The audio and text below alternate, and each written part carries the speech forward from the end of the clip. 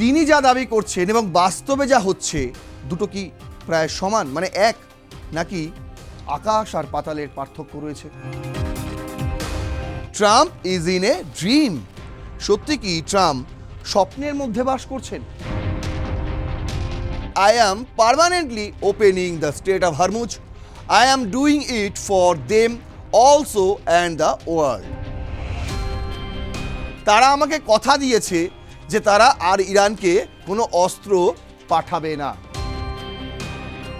এই যে open claim যেটা করেছে ডোনাল্ড ট্রাম্প, সেটা পিওরলি ফেব্রিকেটেড, তার মনোরঞ্জন মেশানো কথাবার্তা।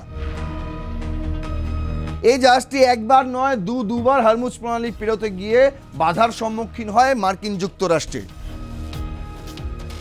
বলছে 10 দিনের যুদ্ধবিরতি দরকার। তার কারণ কি? তার কারণ আর যদি যুদ্ধবিরতি না করো তোমাদের এক এক করে ইসরায়েলি সেনা প্রাণ হারাবে এইভাবে অকালে। আমরা সব কিছুই দেখছি, আমরা সব কিছুই জল মাপছি, কিন্তু আমরা ওয়েল প্রিপেয়ার্ড রয়েছি, রেডি টু স্ট্রাইক। যে কোনো মুহূর্তে আমরা আবার হামলা করার জন্য মুখিয়ে রয়েছি। এখানে একটা বিশাল বড় খেলা রয়েছে, বিশাল বড় খেলা। যে খেলার কথা আমি বারবার আপনাদের বলছি এখানেও রয়েছে। হরমুজ প্রণালী খুলে গিয়েছে। ইসরায়েল এবং লেবাননের মধ্যে 10 দিনের একটি যুদ্ধবিরতি লাগু হয়ে গিয়েছে। আর অন্যদিকে তেহরানে আসিম মুনির গিয়ে ইরান এবং মার্কিন যুক্তরাষ্ট্রের দ্বিতীয় দফা বৈঠকের একটা পথ প্রশস্ত করেছেন। তাহলে কি? তাহলে দুনিয়া জুড়ে এখন শান্তি আর শান্তি। কিন্তু এই শান্তি কি সত্যি বিশ্বজুড়ে বিরাজ করছে, নাকি 99% থেকে প্রায় 100% এই শান্তি ডোনাল্ড ট্রাম্পের স্বপ্নে বিরাজ করছে? তার কারণ শুরুতেই আমি যে কথাগুলো আপনাদের বললাম, যে খবরের আপডেটগুলো আপনাদের দিলাম, এই সমস্ত আপডেটই কিন্তু আমরা পেয়েছি ওয়ান অ্যান্ড অনলি মার্কিন প্রেসিডেন্ট ডোনাল্ড ট্রাম্পের ট্রুথ সোশ্যাল পোস্ট থেকেই। তাহলে আজকে তার এই সমস্ত ট্রুথ সোশ্যাল পোস্টগুলো একটু বিশ্লেষণ করা যাক। তিনি যা দাবি করছেন এবং বাস্তবে যা হচ্ছে দুটো কি প্রায় সমান, মানে এক, নাকি আকাশ আর পাতালের পার্থক্য রয়েছে? কোনটা? সেই দিকটাই আজকে তুলে ধরবো আপনাদের সামনে। চলুন শুরু করছি রণক্ষেত্র। আপনাদের সঙ্গে রয়েছে আমি নারায়ণ। আজ আমাদের হেডলাইন যে Trump is in a dream. সত্যি কি ট্রাম্প স্বপ্নের মধ্যে বাস করছেন? তিনি যে দাবিগুলো করছেন তার কতটুকু সত্যি সেটাই আজকে খতিয়ে দেখব। চলুন, প্রথম স্লাইডে আমি রেখেছি ডোনাল্ড ট্রাম্পের সেই হরমুজ প্রণালী পার্মানেন্টলি ওপেন করে দেওয়ার একটা যে সোশ্যাল ট্রুথে তার মেসেজ ছিল, সেই বার্তাটি। কি বলেছিলেন তিনি? বলছে China is very happy that I am permanently opening the strait of Hormuz. I am doing it for them also and the world. এর মানে কি? বলছে চায়না খুব খুশি হয়েছে এটা ভেবে, খুশি হবে এটা ভেবে যে আমি পার্মানেন্টলি, একদম অনির্দিষ্টকালের জন্য, চিরদিনের জন্য আমি স্ট্রেট অফ হরমুজ খুলে দিলাম। তিনি বন্ধ করেছিলেন কবে? মাত্র 24 থেকে 48 ঘন্টা আগে। আর মেন হরমুজ প্রণালী কৃতিত্ব কারা দাবি করে বসে আছে? ইরান। কিন্তু দেখুন ডোনাল্ড ট্রাম্প উদয় হলেন, তিনি সোশ্যাল ট্রুথে এসে বললেন যে আমি permanently, I am, not America, আমি পার্মানেন্টলি স্ট্রেট অফ হরমুজ খুলে দিলাম। এই জিনিসটা আমি করলাম তাদের জন্য, চীনের জন্য এবং অ্যান্ড দ্য ওয়ার্ল্ড, গোটা বিশ্ববাসীর জন্য। দেখুন আমি কত ভালো কাজ করেছি। আচ্ছা, this situation will never happen again. এই সিচুয়েশন, এই সুযোগ আর কখনো আসবে না। They have agreed not to send weapons to Iran. President Xi will give me a big fat hug when I get there in a few weeks. বলছে তারা আমাকে কথা দিয়েছে যে তারা আর ইরানকে কোনো অস্ত্র পাঠাবে না।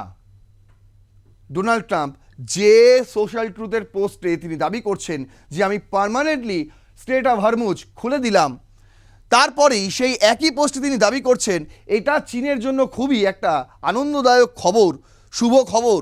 এবং চীন তারা এগ্রি হয়েছে, এই কারণেই খুলে দিয়েছি, তার কারণ হচ্ছে চীন এগ্রি হয়েছে যে তারা ইরানকে আর ওপেন্স পাঠাবে না।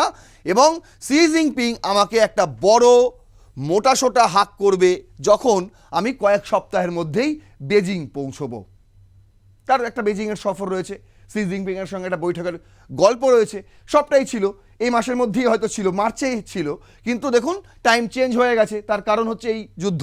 তারপর বলছে we are working together smartly and very well does not that bit fighting but remember we are very good at fighting if we have to for better than any one else. যেখানে তিনি গুণগান গাইছেন একদিকে C জিনপিংয়ের, যে তিনি আমাকে একটা বড় সড়ো মোটা সোটা হাত করবেন যখন আমি বেজিং পৌঁছবো, এবং আমরা স্মার্টলি একসঙ্গে কাজ করব, এবং সেটা হবে very well does not that bit fighting. তার পরের লাইনে তিনি বলছেন কিন্তু তোমরা ভুলে যেও না, মনে রেখো we are very good at fighting, আমরা লড়াইয়ের জন্য একদম সেই খুব ভালো, একদম সর্বোচ্চ ভালো। আর if we have to for better than any one else, আমরা যে কারোর চেয়ে বেশি ভালো লড়াই করতে পারি। এটা হচ্ছে ডোনাল্ড ট্রাম্পের দাবি। দেখুন, এই দাবি করার পর ডোনাল্ড ট্রাম্প চায়না তৎক্ষণাৎ নাকচ করেছে তার এই স্বপ্নময় টুইট, সোশ্যাল ট্রুথের post. The deep dive dot Canada তারা করেছে এই খবর, বলছে China denies any deal with Trump not to arm Iran, calls weapons claims purely fabricated. বলছে আমাদের সঙ্গে এরকম কোনো কথা হয়নি, না আমরা ইরানকে কখনো আর্ম সাপ্লাই করেছি, আর ট্রাম্পের সঙ্গেও আমাদের এই নিয়ে কোনো কথা হয়নি। আমরা কেন পাঠাবো? এই যে ওয়েপেন্স ক্লেম যেটা করেছে ডোনাল্ড ট্রাম্প, সেটা পিওরলি ফ্যাব্রিকেটেড, তার মনোরঞ্জন মেশানো কথাবার্তা। তিনি রাত্রিবেলা স্বপ্ন দেখেছিলেন, সকালে উঠে এরকম একটি পোস্ট করে দিয়েছেন। কি বলছে? চায়না's foreign minister rejected President Donald Trump's claim that Beijing agreed not to supply weapons to Iran, calling the reports fabricated and warning of countermeasures if the US use the allegations to justify new tariffs. বলছে যাতে মার্কিন যুক্তরাষ্ট্র না ভাবে, Donald Trump যাতে না ভাবেন যে এই নতুন একটা অভিযোগ আমাদের ঘাড়ে চাপিয়ে দিয়ে নতুন করে আবার ট্যারিফ চাপিয়ে দেবেন, এই ধরনের আকাঙ্ক্ষা যেন তার না থাকে, একদম স্পষ্ট ভাষায় জানাচ্ছে China. Trump posted on truth, যে পোস্ট তিনি করেছেন সেই পোস্টটা উল্লেখ করেছেন।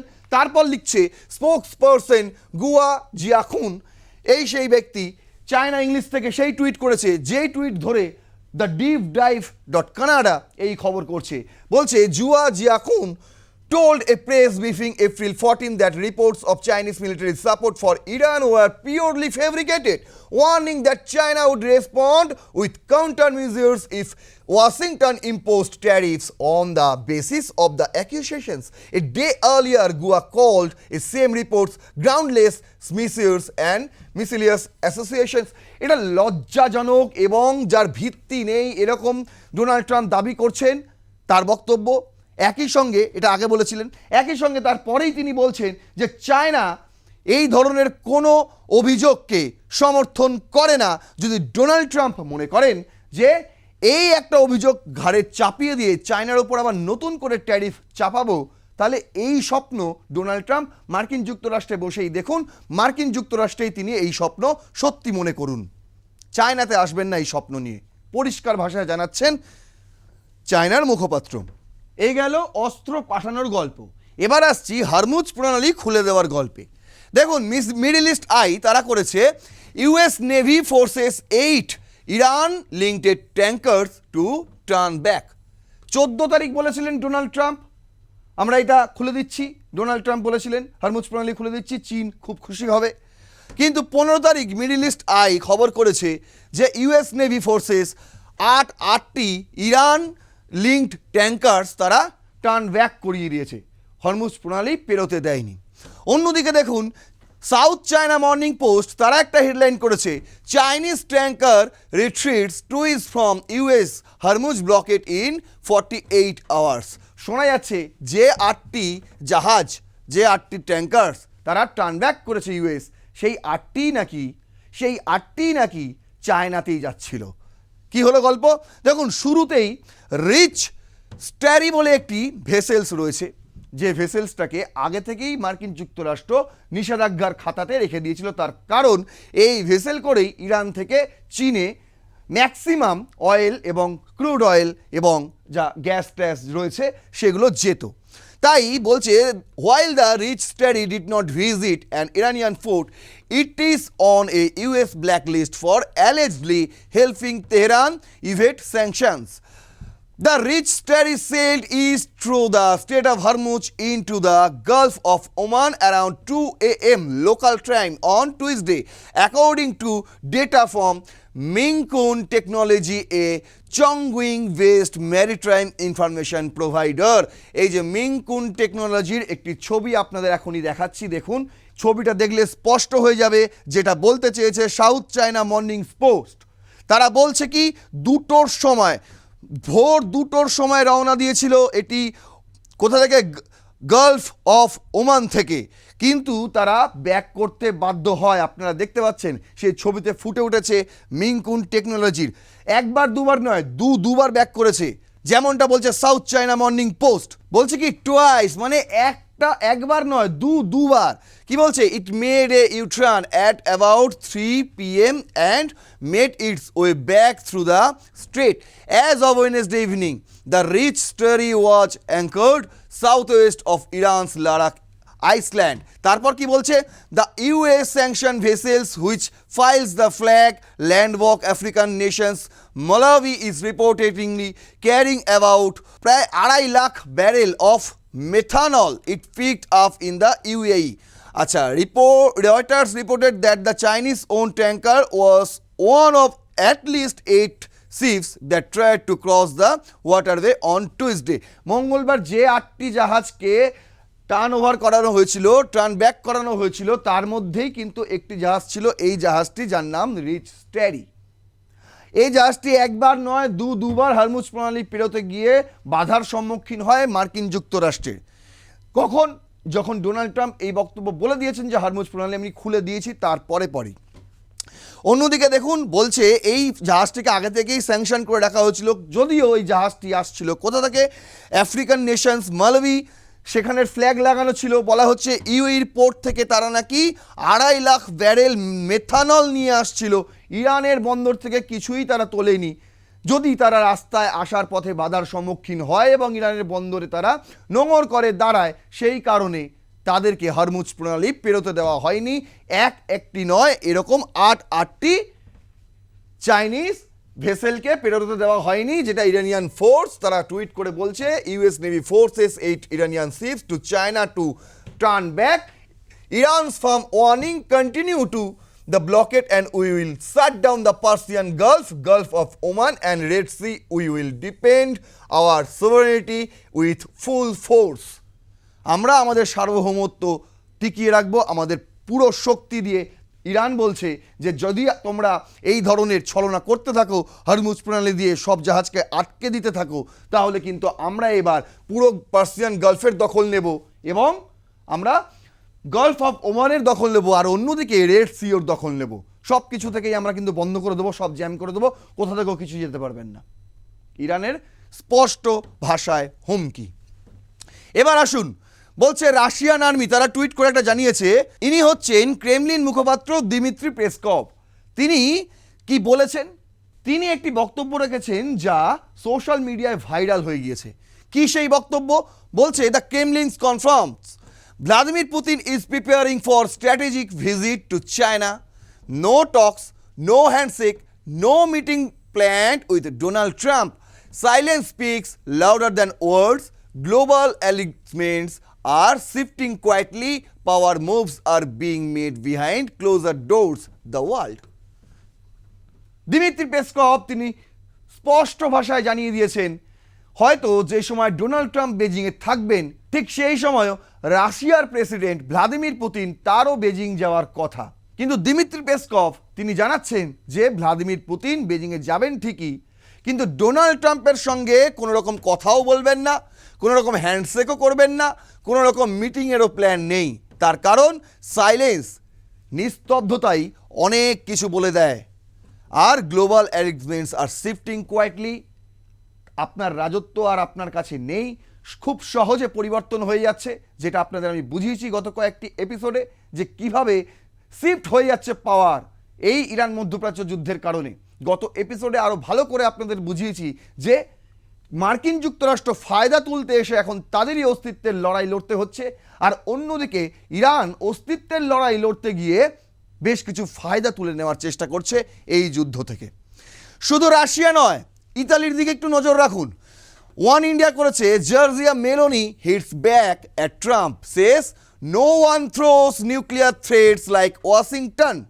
কেন তিনি বলেছেন এই কথা? এই হচ্ছে তার বক্তব্য যে সময় তিনি দিচ্ছিলেন সেই ছবি। কি বলেছেন দেখুন। তার আগে ডোনাল্ড ট্রাম্প বলেছে যে she does not care if Iran acquires nuclear weapons and blows up Italy in 2 minutes. Donald Trump বলেছিলেন যে মেলোনির তার কিচ্ছু যায় আসে না যদি ইরান তাদের পরমাণু তৈরি করে, কিন্তু ইরান যদি পরমাণু তৈরি করে তাহলে ইতালিকে উড়িয়ে দিতে 2 মিনিটও লাগবে না ইরানের। এই বক্তব্যটা ছিল ডোনাল্ড ট্রাম্পের। তার প্রেক্ষিতে তাকে এই প্রশ্ন করা হয় যে ডোনাল্ড ট্রাম্প এই বক্তব্য বলেছেন, বলুন আপনি কি বলবেন। তিনি কি বলেন জানেন? তিনি বলছেন as far as I know 9 Nations possess nuclear weapons and only one has ever used them. No one throws around nuclear threats like Washington.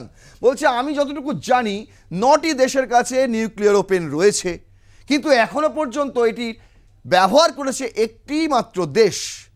বুঝে নিন কোন দেশ। আচ্ছা, তারপরের লাইনে তিনি বলছেন যে no one throws around nuclear threats like Washington.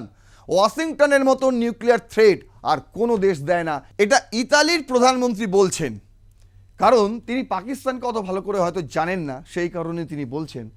কিন্তু পাকিস্তানও এই লিস্টে 1 নম্বরে থাকে যে সব সময় সব কথায় শুধু পরমাণুর হুমকি দেয়।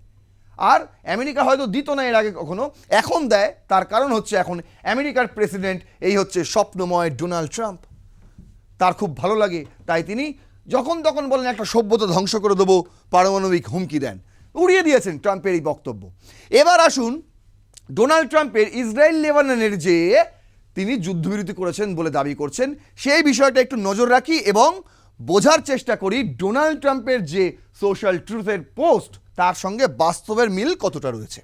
ডোনাল্ড ট্রাম্প তিনি বলে দিলেন বুধবার একটি সোশ্যাল ট্রুথের পোস্টে যে বৃহস্পতিবার একটা ফোন কল হতে চলেছে। কার মধ্যে? কার? লেবাননের মধ্যে এবং ইসরায়েলের মধ্যে। তিনি কি বলছেন দেখুন। বলছে trying to get a little breathing room between Israel and Lebanon. It has been a long time since the two leaders have spoken like 34 years. It will happen tomorrow. Nice. President Donald Trump তিনি বলছেন যে একটা খুব সুন্দর breathing রুমের আমি চেষ্টা করলাম, ছোট্ট একটি, এবং এটা হচ্ছে ইসরায়েল এবং লেবাননের মধ্যে, যেটা প্রায় 34 বছরে এই প্রথম। আর তিনি বলছেন এটা হতে চলেছে আগামীকাল। বুধবার তিনি এই পোস্ট করেছিলেন, বৃহস্পতিবার এই ফোন কল হওয়ার কথা ছিল। কার মধ্যে কার? বলছে since two leaders have spoken. কোথাকার? ইসরায়েলের লিডার হবে এবং লেবাননের লিডার হবে। কিন্তু তার এই পোস্টের পর ইসরায়েলের তরফ থেকেও রিয়াকশন আসে, ভাই আমাদের তো এরকম কোনো ইনফরমেশন নেই যে লেবাননের সঙ্গে ফোনে কথা হবে। আবার লেবাননের থেকেও তাদের প্রতিক্রিয়া আসে, তারাও এই পোস্টটাকে তারা অস্বীকার করে। তার পরবর্তীতে আসুন শুক্রবার সকালে ডোনাল্ড ট্রাম্প তিনি আরও একটি সোশ্যাল ট্রুথে তার একটি পোস্ট করেন। বলেন যে I just had excellent conversations with the highly respected president Joseph Aoun, লেবাননের president of Lebanon, and prime minister Bibi Netanyahu. আচ্ছা, বিবি হন নেতানিয়াহু ডোনাল্ড ট্রাম্পের, বোঝা গেল এই টুইটটি পড়ে। আচ্ছা, বলছে অফ ইসরায়েল দিস টুল। কি বলছেন এখানে? তিনি বলছেন যে I just have excellent conversation, মানে আমার সঙ্গে কথা হয়েছে কার? রেসপেক্টেড সম্মানীয় প্রেসিডেন্ট জোসেফ ওয়ান, লেবাননের প্রেসিডেন্ট, এবং রেসপেক্টেড লেখেনি প্রাইম মিনিস্টারের আগে, শুধু প্রাইম মিনিস্টার লিখেছে, prime minister Bibi Netanyahu of Israel, ইসরায়েলের বিবি নেতানিয়াহু এবং জোসেফ ওয়ানের সঙ্গে আমার কথা হয়েছে, খুব ভালো কথা হয়েছে আমার। These two leaders have agreed that in order to achieve peace between their countries, they will formally begin a 10-day ceasefire at 5 p.m. EST on Tuesday. The two countries met for the first time in 34 years here in Washington DC.